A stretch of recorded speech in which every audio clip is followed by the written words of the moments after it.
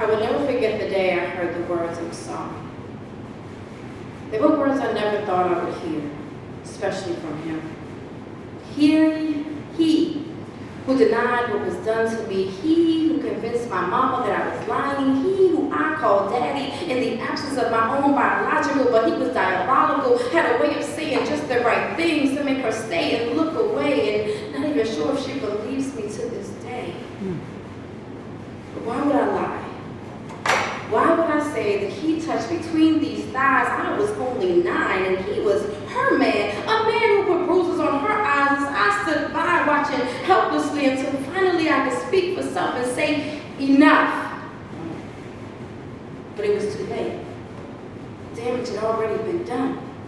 I had been changed, yet never from her mouth had I heard, "I'm sorry." Now I had to apologize to my damn self, because for a while I behaved as the victim. I was angry, a misfit. Nobody liked me. Hell, I didn't like me either, because I felt weak. Laying there in the dark as he touched me, wondering where my mama was, she left me. It was in the dark of night, something didn't feel right. Stepdaddy's frame filled the doorway, afraid but did as told always.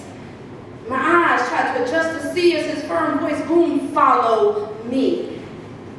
Large hands, small frame, he touched private places. Worried by the things he said, "You'll be nothing but a prostitute or by 21 dead." The day I apologized to myself, I heard God say, "Choose this day which road you'll travel.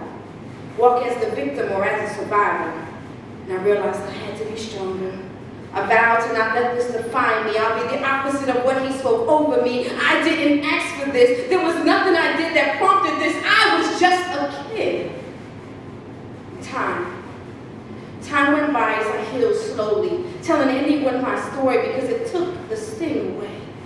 The more I spoke, the more I was in control, until one day I stood before him and said, "You were the only father I had ever known." And he stepped back with his head down. "I know what you said I did. And honestly, I don't remember. But I'm sorry." I hugged him tightly as tears fell uncontrollably, feeling like finally I heard the words I've been waiting for, words I never thought I'd hear. And I woke to a drenched face and the feeling of the world being lifted off of my shoulders. And I always vowed I would kill him when I turned 18. But God said no.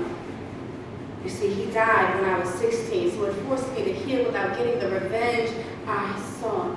I had to face my demons and fight them for my life. And you only got a small glimpse of my life. But I pray that it was enough to encourage you to keep fighting, keep pressing, and not to let your past define you. See, you were made for greater, and you cannot allow your abuser to win. See, "I'm sorry" you may never hear. But don't let that keep you from getting the healing you need and deserve. And to all of you who share this experience, I'm sorry, and you're not alone.